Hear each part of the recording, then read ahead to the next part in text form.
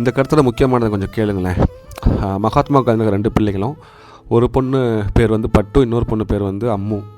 So first பட்டுக்கு surgery பண்ணோம். பட்டுக்கு வந்து பின்னாடி டிவிடி கேன்சர் இருக்குது. இவள் இது வரைக்கும் குட்டி போட்டதே கிடையாது.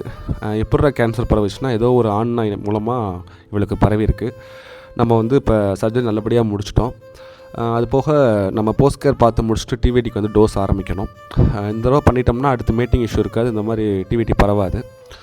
ஃபர்தராக அவளுக்கு வேக்சினேஷனும் போட்டாச்சு, காதும் கட் பண்ணியாச்சு, ரிஃப்ளெக்ஷன் காலரும் மாட்டிட்டேங்க. அடுத்து அம்மு, ரொம்ப முக்கியமான எமோஷ்னல் இது. வயிறு கொஞ்சம் பெருசாக இருக்க மாதிரி ஃபீல் ஆச்சு. சரி ஓகே நம்ம ரிஸ்க் எடுத்துருவோம் அப்படின்னு சொல்லி தான் சர்ஜரி ஆரம்பித்தாங்க.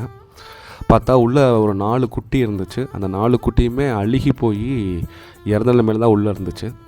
இது இப்படியே விட்டோம்னா கர்ப்பப்பை வெளியே வந்து கர்ப்பப்பை உடஞ்சி அந்த அந்த இன்ஃபெக்ஷன் ஃபுல்லாக உடம்பு ஃபுல்லாக பரவி இறந்து போவாங்க.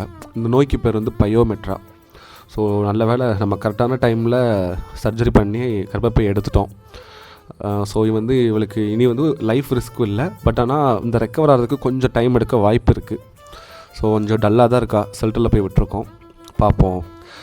விட்டுருந்தோம்னா இன்னும் ஒரு 10-20 டேஸில் வந்து அவளுடைய பெண்ணுறுப்பில் தண்ணியாக வந்திருக்கும். நல்ல வேளை நம்ம பார்த்துட்டோம்.